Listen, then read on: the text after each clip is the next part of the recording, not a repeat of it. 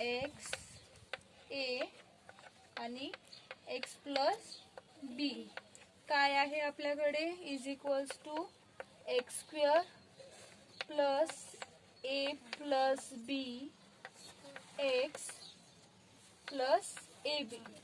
ठीक आहे, म्हणजे काय करतो आपण सिंपल एक्स इंटू एक्स करत आहो अगोदर एका ब्रॅकेटला पूर्ण दुसऱ्या ब्रॅकेटला काय करत आहो मल्टिप्लाय करत आहो. जसं हा एक्स काय करून या ब्रॅकेटला अगोदर मल्टिप्लाय करेल देन ए करेल. ठीक आहे, अशा प्रकारे अगोदर सॉल्व केलं आणि त्याच्यानंतर हा फॉर्म्युला आपल्याला डायरेक्ट मिळालेला आहे.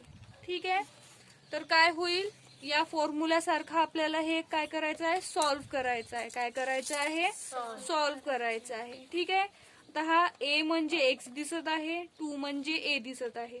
ठीक आहे दिसत आहे, तर या फॉर्म्युलानुसार आपण काय करून आता याला सॉल्व करून तर कसं दिसलं पाहिजे आपल्याला बघा कसं दिसलं पाहिजे एक्स स्क्वेअर. आता एक्स स्क्वेअर म्हणजे काय एक्स, तर एक्सचा स्क्वेअर म्हणजेच कशाचा स्क्वेअर ए चा स्क्वेअर. ठीक आहे, कशाचा स्क्वेअर ए चा स्क्वेअर ए चा स्क्वेअर प्लस मग काय दिलंय ए प्लस बी. आता ए प्लस बी काय आहे इथे 2 आणि 1 काय करणार इथे मग आपण काय करणार 2 प्लस 1 केलं. ठीक आहे, पण इथे काय आहे बी कसा होता इथे पॉझिटिव्ह होता. कसा होता पॉझिटिव्ह, आणि इथे काय आहे नेगेटिव्ह. कसा आहे नेगेटिव्ह, म्हणजे इथे काय येईल -1. काय येईल -1. त्याच्यानंतर एक्स काय आहे हे आपला ए काय आहे ए प्लस ए बी काय आहे आपला प्लस ए इंटू बी म्हणजे काय होईल 2 इंटू 1. डायरेक्ट फॉर्म्युलामध्ये पुट करायचं आहे. आता काय येईल ए स्क्वेअरचा ए स्क्वेअरच राहील प्लस 2 - 1 म्हणजे काय होते 1, आणि 1 आपण कधीही व्हेरिएबल समोर लिहिलं गरजेचं नसते. म्हणजे काय येईल ए प्लस 2 इंटू 1 2, म्हणजे हे आपलं पूर्ण आन्सर येईल. ठीक आहे, हा फॉर्म्युला फक्त आपण इथे समजण्यासाठी टाकला होता. लिहा आपण दुसरा प्रॉब्लेम लिहायचा आता.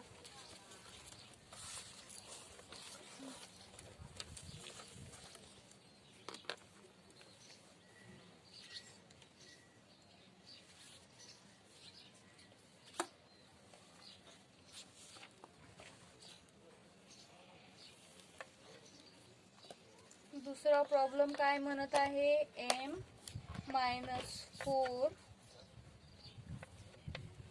m plus 6. ठीक आहे, मी वरती तो फॉर्म्युला लिहून टाकते एक्सपान्शनचा जेणेकरून आपल्याला समजायला इझी होईल. ठीक आहे,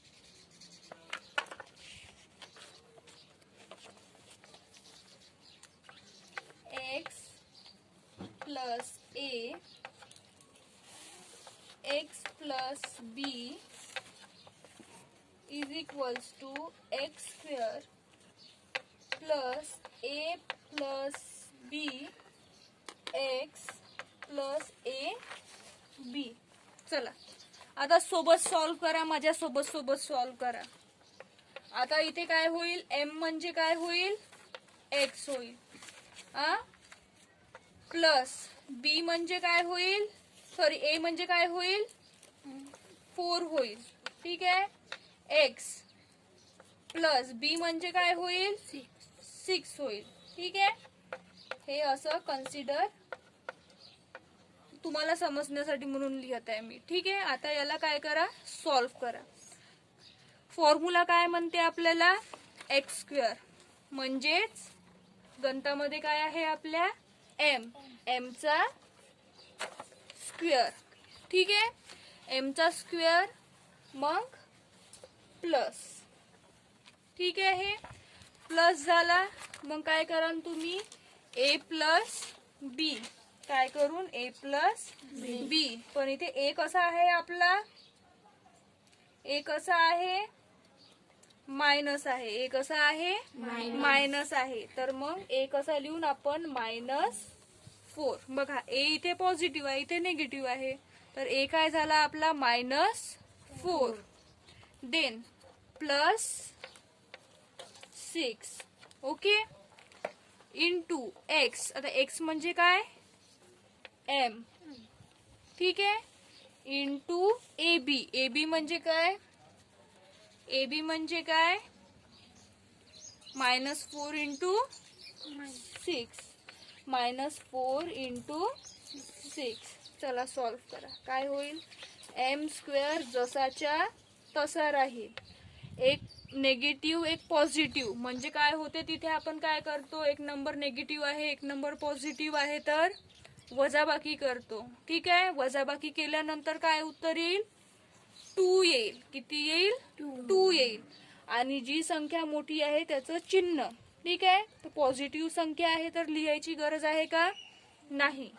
देन m जसाच्या तसा प्लस -4 इंटू 6, 6 4 जा 24, किती 24, पण कसे -24. ठीक आहे, आणि हा प्लस मायनस काय होऊन जाईल मायनस. ठीक आहे, 24 plus 2m is equals to m². ठीक आहे.